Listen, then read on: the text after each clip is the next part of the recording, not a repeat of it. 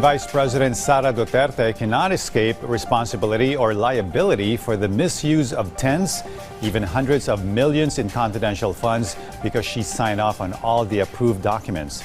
Nice try by bosom buddy and biased Senator Amy Marcos, who tried to get the Vice President off the hook by a gotcha question over who should be responsible and take the blame for funds received from the bank. Our Marcos Sadi dwells on the details. Huwag silang magdala ng walis sa Senado. Palace Press Officer Claire Castro took a swipe at some senator judges after they allegedly showed bias in favor of Vice President Sara Duterte during the impeachment trial.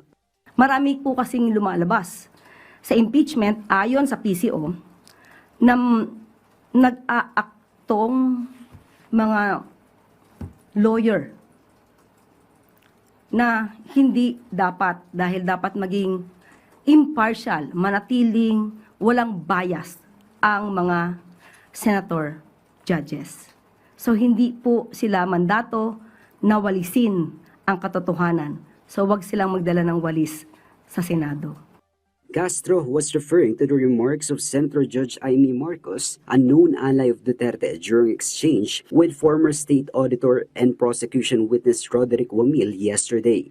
Ang tanong dito, sino ang accountable officer dito sa sitwasyon na to? Kasi ang liwaliwanag na hindi naman si Vice President ang payee. Hindi naman sinasabi na nasa kanya yung pera. Ang liwanag sa inyong joint circular that the special disbursing officer is the one who was designated by the head of agency to have custody, di ba? And in the case of the OVP, si Acosta yon. In the case of DepEd, hindi ba si Fajarda yon? That is not entirely correct po, Your Honor. Because under the joint circular, it shall be the responsibility of the head of the agency first to approve yung cash advance. Pangalawa, to oversee yung agency-wide utilization. Pangatlo, to ensure compliance with the joint circular. Hindi lang po si SDO po yung accountable officer, Your Honor. Castro said Senator Marcos appeared to have gone beyond her role as a senator judge. Ang judge po kasi, sila po ay nagtatanong for clarification. Ang ibinabato nila ay clarificatory questions. Hindi po sila para mag-cross-examine ng witness. Hindi po sila dapat nakikipagdebate sa witness. Kasi ang mandato nila, kunin ang katotohanan para sa taong bayan, hindi para walisin ang batas, walisin ang dapat na malaman ng tao para lang pagtakpan ang kalokohan di umano ng iba. Despite Castro's criticism of Senator Judge Amy Marcos' remarks, Malacanang said President Ferdinand R. Marcos Jr. maintains his position of not interfering in the impeachment trial of Vice President Sara Duterte.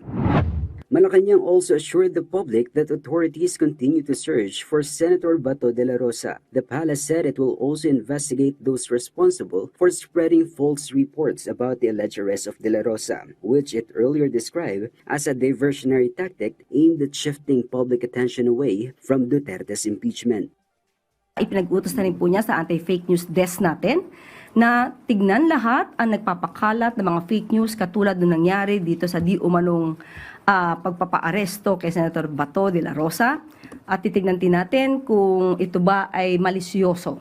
Meanwhile, Malacanang distanced itself from the complaint filed before the Ombudsman against Health Secretary Brix Pujalte. The complaint stemmed from the alleged delay in the Department of Health's procurement of more than 3 billion pesos worth of tuberculosis medicines, which the complainant claimed was intentionally delayed to favor a particular supplier. Nasa jurisdiction na rin po ng Ombudsman kung siya ay kinakailangan na magpataw ng preventive suspension para sa mas malinis na pag-iimbestiga sa naturang reklamo.